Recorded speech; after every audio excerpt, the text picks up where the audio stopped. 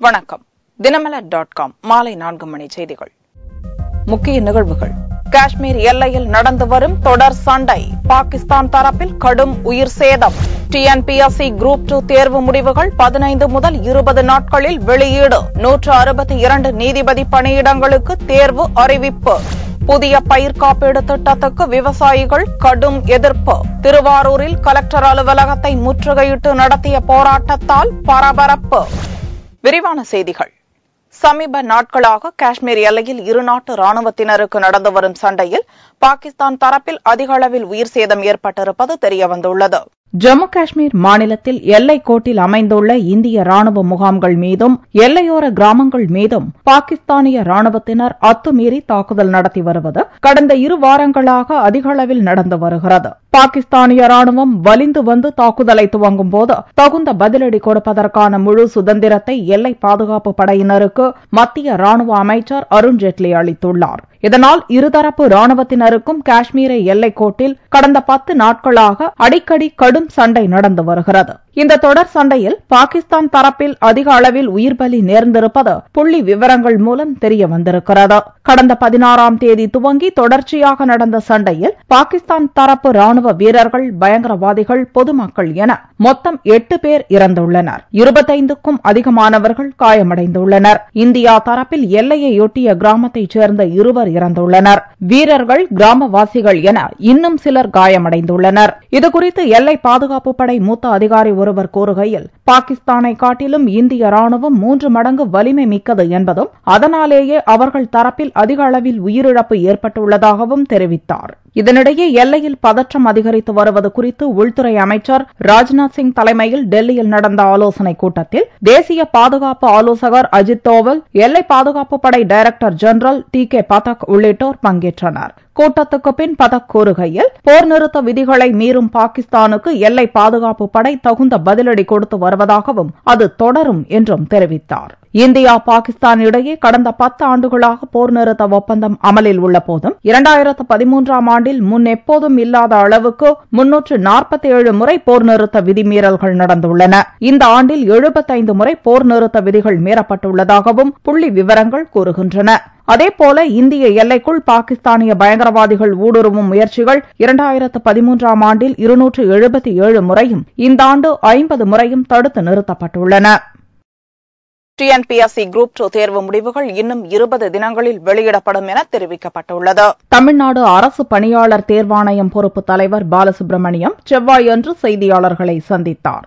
அப்போது குரூப் 2 தேர்வு முடிவுகள் இன்னும் 15 முதல் 20 நாட்களில் வெளியிடப்படும் என்று அவர் தெரிவித்தார். மேலும் தேர்வு முடிவுகள் காலதாமதத்துக்கு ஆட்கள் பற்றாக்குறையும் ஒரு காரணம் என்றும் அவர் கூறினார்.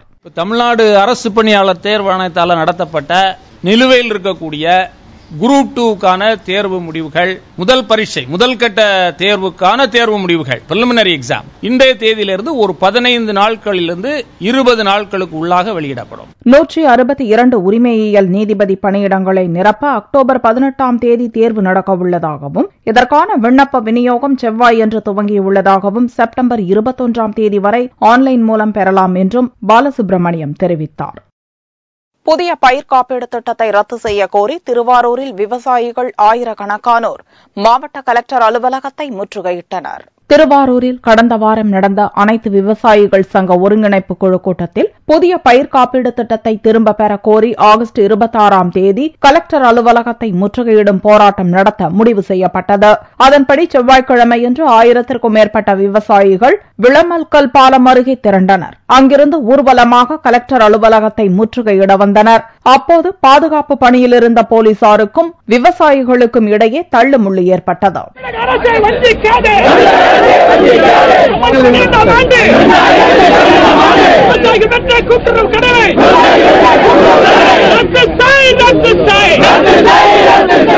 பின்னர் விவசாயிகள் கலெக்டர் அலுவலகத்தை முற்றுகையிட்டு ஆர்ப்பாட்டம் நடத்தினர்.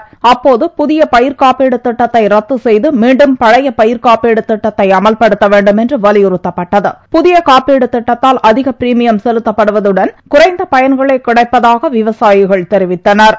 வட்டி இல்லா கடனை மத்திய கால கடனை மாத்துறேன்னு சொன்னாங்க.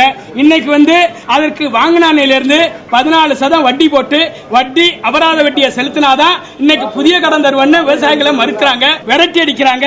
வேதனையா இருக்கு. காப்பீடு செய்ய போனா 335 ரூபாய் கட்டினா வெறும் 2576 ரூபாய் தான் இழப்பீடா வாங்கணுங்கிறாங்க. அரசாங்கம் தான் சொல்லுது ஒரு ஏக்கரை சாகுபடி பண்றதுக்கு 19,500 ரூபாய் இந்த ஆண்டு செலவுன்னு. என்னங்க நியாயம்? ஏதான் நாங்க கேட்கிறோம். சரி, நாங்க கேட்கிறோமே, முதலமைச்சருக்கு எதிராக கேட்கிறோமா? ஜனவரி மாதமே முதலமைச்சர் தான் விவசாயிகளுக்கு இந்த திட்டத்தை பயனளிக்காதுன்னு சொல்லி பிரதமருக்கு கடிதம் எழுதி பத்திரிகைகளை பகிரங்கமா கொடுத்தாங்க. இப்ப சந்தீப் சக்சேனா வேளாண் துறை செயலாளர் இதை செயல்படுத்துறாங்க. ஏங்க விவசாயிக்கும் முதலமைச்சருக்கும் முரண்பாடு உருவாக்கணும்? என்னங்க பண்ணாங்க? பாவம் சந்தீப் சக்சேனா எந்த ஒரு காரணங்களும் தெரியாது. எங்களை கேட்கிறாரு. எங்களுக்கு இருக்கிற வேகம் திருவாரூர் மாவட்டத்தை கூட்டி வச்சு கேட்கிறாரு. பாவம் புதிய ஆட்சியர் பொறுப்பே இருக்கிறாரு. அன்னைக்கே ஒட்டுமொத்த தீர்மானம் மட்டும் அரசாங்கத்துக்கு கொடுக்கிறோம். எல்லாத்தையும் வாங்கிட்டு திரும்ப புதிய காப்பீடு திட்டம் எங்களை ரோட்ல நிப்பாட்டா நின்னு பார்த்தோம், பேசி பார்த்தோம். கலெக்டர் அலுவலகம் படியேறி இருக்கோம். என்ன பண்ண சொல்றீங்க? நாங்க ஒன்னும் தப்பா சொல்லலையே. 22 விவசாய சங்கத்தைச் சேர்ந்த ஆயிரக்கணக்கான விவசாயிகள் ஒரே நேரத்தில் கலெக்டர் அலுவலகத்தை முற்றுகையிட்டதால் அங்கு பரபரப்பு நிலவியது. விவசாயிகளின் கோரிக்கைகள் குறித்து தமிழக அரசுக்கு பரிந்துரைக்கப்படும் என்று அவர்கள் மத்தியில் வந்து கலெக்டர் மதிவாணன் உறுதியளித்ததை தொடர்ந்து முற்றுகை கைவிடப்பட்டது. மத்திய பிரதேச உயர்நீதிமன்ற நீதிபதி மீது பாலியல் புகார் கூறிய பெண் நீதிபதி உச்சநீதிமன்றத்தில் வழக்கு தொடர்ந்துள்ளார். மத்திய பிரதேச மாநில உயர்நீதிமன்றத்தில் நீதிபதியாக இருப்பவர் எஸ்.கே. கங்குலி. குவாலியர் மாவட்ட நீதிமன்றத்தில் பணியாற்றி வந்த பெண் நீதிபதி கங்குலி மீது பாலியல் குற்றச்சாட்டு தெரிவித்துள்ளார். உச்சநீதிமன்ற தலைமை நீதிபதி R.M. லோதாவுக்கு அவர் புகார் அனுப்பியதோடு நீதிபதி பதவியையும் ராஜினாமா செய்தார். இந்த விவகாரத்தில் பெண் நீதிபதியின் புகார் குறித்து விசாரிக்க மூத்த நீதிபதி தலைமையில் ஒரு குழுவை மத்திய பிரதேச தலைமை நீதிபதி அஜய் மாணிக்ராவ் நியமித்தார். ஆனால் விசாரணை குழு ஒருதலைபட்சமாக இருப்பதாக குறை கூறியுள்ள பெண் நீதிபதி அதன் முன் ஆஜராக மறுத்துவிட்டார். இந்நிலையில் நீதிபதி கங்குலி மீதான பாலியல் புகார் குறித்து வெளி மாநில உயர்நீதிமன்றங்களின் நீதிபதிகளைக் கொண்டு விசாரணை குழு அமைக்க உத்தரவிட வேண்டும் என செவ்வாயன்று உச்சநீதிமன்றத்தில் அந்த பெண் நீதிபதி மனு தாக்கல் செய்துள்ளார். அதோடு தன்னை மீண்டும் குவாலியர் நீதிமன்றத்தில் நீதிபதியாக பணியமர்த்த வேண்டும் எனவும் மனுவில் வலியுறுத்தியுள்ளார். நீதிபதி எஸ்.கே. கங்குலி தன் மீதான குற்றச்சாட்டுகளை மறுத்துள்ளதோடு குற்றம் நிரூபணமானால் தூக்கில் தொங்கவும் தயார் என்று உச்சநீதிமன்ற தலைமை நீதிபதிக்கு கடிதம் அனுப்பினார் என்பது குறிப்பிடத்தக்கது. பிரதமர் நரேந்திர மோடி ராஜினாமா செய்த வடோதரா லோக்சபா தொகுதிக்கான பாரதிய ஜனதா வேட்பாளராக ரஞ்சன் பென்பட் அறிவிக்கப்பட்டுள்ளார். லோக்சபா தேர்தலில் வடோதரா, வாரணாசி ஆகிய இரு தொகுதிகளில் பிரதமர் நரேந்திர மோடி போட்டியிட்டார். உத்தரப்பிரதேசத்தில் உள்ள வாரணாசியை தக்க வைத்துக் கொண்ட மோடி குஜராத்தில் உள்ள வடோதரா MP பதவியை ராஜினாமா செய்தார். வடோதரா லோக்சபா தொகுதி மற்றும் குஜராத்தில் காலியாக உள்ள 8 சட்டசபை தொகுதிகளுக்கும் செப்டம்பர் 13ஆம் தேதி இடைத்தேர்தல் அறிவிக்கப்பட்டுள்ளது. இந்நிலையில் வடோதரா தொகுதி பாரதிய ஜனதா வேட்பாளராக ரஞ்சன் பென்பட்டாவை கட்சி மேலிடம் செவ்வாயன்று அதிகாரப்பூர்வமாக அறிவித்தது. ரஞ்சன் பென்பட்டா வடோதரா மாநகராட்சி துணை மேயராக உள்ளார். குஜராத்தில் மணிநகர் உள்ளிட்ட 8 சட்டசபை தொகுதிகளின் வேட்பாளர்களையும் பாரதிய ஜனதா அறிவித்துள்ளது. பிரதமர் மோடி MLA-வாக தேர்வான மணிநகர் தொகுதி வேட்பாளராக சுரேஷ் பட்டேல் அறிவிக்கப்பட்டுள்ளார். குஜராத், அசாம், சத்தீஸ்கர், ராஜஸ்தான், மேற்கு வங்கம், சிக்கிம், திரிபுரா மாநிலங்களில் நடக்கும் சட்டசபை இடைத்தேர்தல் வேட்பாளர்களையும் பாரதிய ஜனதா மேலிடம் செவ்வாயன்று அறிவித்தது. இலங்கை தமிழர்களிடம் பொது வாக்கெடுப்பு நடத்த வேண்டும் என்பது உள்ளிட்டவற்றை வலியுறுத்தி வரும் செப்டம்பர் 3ஆம் தேதி டெசோ அமைப்பு சார்பில் ஆர்ப்பாட்டம் அறிவிக்கப்பட்டுள்ளது. திமுக தலைமை அலுவலகமான சென்னை அண்ணா அறிவாலயத்தில் செவ்வாயன்று டெசோ அமைப்பின் அவசர கூட்டம் நடந்தது. திமுக தலைவர் கருணாநிதி தலைமையில் நடந்த இக்கூட்டத்தில் 4 தீர்மானங்கள் நிறைவேற்றப்பட்டன. இலங்கை தமிழர் பிரச்சினைக்கு அரசியல் ரீதியான தீர்வு காண வேண்டும் என்று பிரதமர் நரேந்திர மோடி வலியுறுத்தியுள்ளதாகவும், ஆனால் ஈழத் தமிழர்களின் அரசியல் தீர்வை அவர்களே தீர்மானிக்கும் வகையில் பொது வாக்கெடுப்பு நடத்த வேண்டும் என்றும் டெசோ கூட்டத்தில் தீர்மானம் நிறைவேற்றப்பட்டது. ஐநா கூட்டத்தில் இலங்கை அதிபர் ராஜபக்சேவை உரையாற்ற அனுமதிக்க கூடாது, தமிழக மீனவர்களின் படகுகளை இலங்கை அரசிடமிருந்து மீட்க நடவடிக்கை எடுக்க வேண்டும் என்பது உள்ளிட்ட 4 தீர்மானங்கள் நிறைவேற்றப்பட்டுள்ளன. இத்தீர்மானங்களை வலியுறுத்தி செப்டம்பர் 3ஆம் தேதி ஆர்ப்பாட்டம் நடத்தவும் டெசோ கூட்டத்தில் தீர்மானிக்கப்பட்டுள்ளது. பயங்கரவாதிகள் அச்சுறுத்தலை தொடர்ந்து பிரபல ஹிந்தி நடிகர் ஷாருக் கானுக்கு கூடுதல் பாதுகாப்பு அளிக்கப்பட்டுள்ளது. ஹிந்தி திரையுலக super star Shahrukh Khan happy new year என்ற புதிய படத்தில் நடித்து வருகிறார். ஃபராக்கான் இயக்கியுள்ள இப்படத்தை ஷாருக் கானின் மனைவி கௌரிகான் தயாரித்துள்ளார். இந்நிலையில் திரைப்படத்தின் உலகளாவிய விநியோக உரிமையை கேட்டு ரவி புஜாரி எனும் நிழல் உலக தாதா படத்தின் சக தயாரிப்பாளர் கரீம் மொரானிக்கு மிரட்டல் விடுத்துள்ளான். அதை கரீம் மொரானி நிராகரித்த நிலையில் கடந்த சனிக்கிழமையன்று மும்பை ஜூஹுவில் உள்ள அவரது வீட்டின் மீது மர்ம ஆசாமிகள் 4 முறை துப்பாக்கியால் சுட்டுள்ளனர். கரீம் மொரானியை தொடர்ந்து ஷாருக் கானையும் அச்சுறுத்துவதற்காக தாதா ரவி புஜாரி தரப்பில் முயற்சிகள் மேற்கொள்ளப்பட்டதாக மும்பை போலீசுக்கு தகவல்கள் கிடைத்தன. அதைத் தொடர்ந்து ஷாருக் கானுக்கு அளிக்கப்பட்டு வரும் பாதுகாப்பை மும்பை போலீசார் அதிகரித்துள்ளனர். முன்னெச்சரிக்கை நடவடிக்கையாகவே ஷாருக் கானுக்கு கூடுதல் பாதுகாப்பு அளிக்கப்பட்டுள்ளதாக மும்பை போலீஸ் தெரிவித்துள்ளது. ஆனால் இது தொடர்பாக ஷாருக் கான் அலுவலகத்திலிருந்து எந்த அறிக்கையும் வெளியிடப்படவில்லை. ஹாப்பி நியூ இயர் திரைப்படம் தீபாவளியன்று திரைக்கு வரவுள்ளது. சென்னை சென்ட்ரல் ரயில் நிலையத்தில் 23 கிலோ தங்க நகைகளுடன் குஜராத்தைச் சேர்ந்த 2 சிக்கினர். குஜராத் மாநிலம் அகமதாபாத்திலிருந்து நவஜீவன் எக்ஸ்பிரஸ் ரயில் சென்னை சென்ட்ரல் ரயில் நிலையத்துக்கு திங்களன்று மாலை வந்தது. அப்போது சந்தேகத்துக்கிடமான வகையில் சூட்கேசுடன் இறங்கிய 2 பயணிகளை ரயில்வே போலீசார் சோதனையிட்டபோது அவர்களிடம் 23 கிலோ எடையுள்ள தங்க நகைகள் இருப்பதை கண்டுபிடித்தனர். அவற்றின் மதிப்பு 5.25 கோடி ரூபாய். நகைகளை கொண்டு வந்த அகமதாபாத்தைச் சேர்ந்த பரேஷ் ராவல், சிராப் காந்தி இருவரிடமும் போலீசார் விசாரணை நடத்தியபோது நகைகளை விற்பனை செய்வதற்காக கொண்டு வந்ததாக தெரிவித்தனர். ஆனால் நகைகளுக்கு உரிய ஆவணங்கள் இல்லாததால் அவற்றை போலீசார் பறிமுதல் செய்து விற்பனை வரித்துறை அதிகாரிகளிடம் ஒப்படைத்தனர்.